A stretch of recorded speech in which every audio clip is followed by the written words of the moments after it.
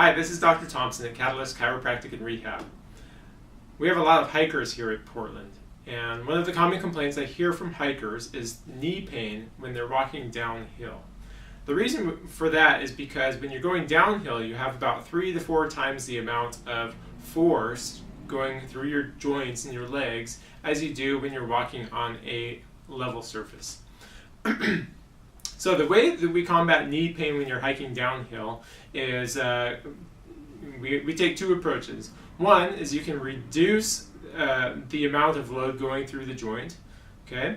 And 2 is to make yourself more resilient and increase your capacity to bear those loads. All right, so there's 3 ways to reduce load while you're walking downhill. The first way is to just slow down. The faster you go, you can imagine, the more impact you're going to feel as you're stepping downhill. The second way is to put a little bit of a bend both in the knees and the hips here. The straighter your legs are, the more that impact, the more jarring it's going to be. So if you can put more of a bend in your knees and keep that bend as you're walking down the hill, that can help to absorb more shock.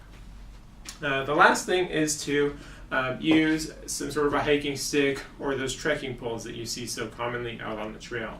Those have actually been shown to reduce force through the lower extremity by up to about 25%. So those can be really helpful for those people with knee pain while you're going downhill and even uphill.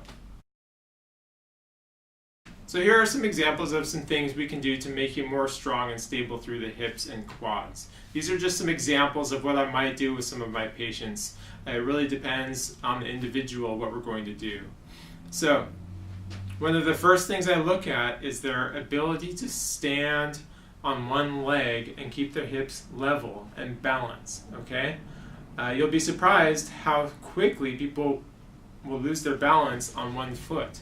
If you're not able to do this, well, when you're walking on the trail or running, you're on one foot most of the time. And if you're not able to stabilize adequately, then you're going to get some sway in the hips, and and that can translate into some stress on the knees.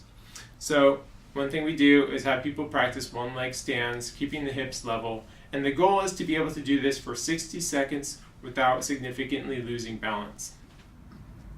An exercise I like to start on with my knee patients is called quad sets. You lie flat on your back, you put a pillow or a cushion under your knee, and you're just going to straighten your knee. You're contracting the quadriceps muscle here, which helps strengthen that muscle and stabilize and protect the knee better. We push and hold for 10 seconds at a time. You release and push again. We do multiple sets of 10 seconds each. Okay, a more progressive way to exercise and strengthen the quads is to start doing some squats.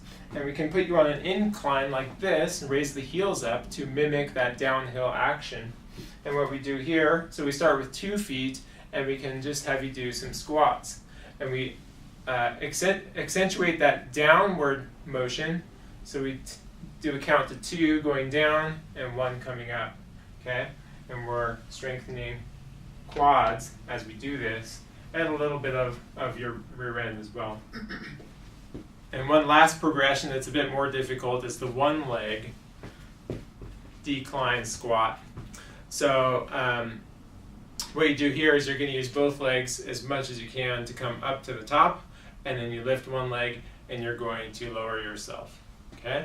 Use the other leg to help up and the other leg to lower yourself. What's really important during these squats is that we watch that knee and make sure it doesn't dive inward past the middle part of or the inside part of your foot. Make sure that knee's tracking out over the toes, otherwise you're going to feel potentially some more knee pain.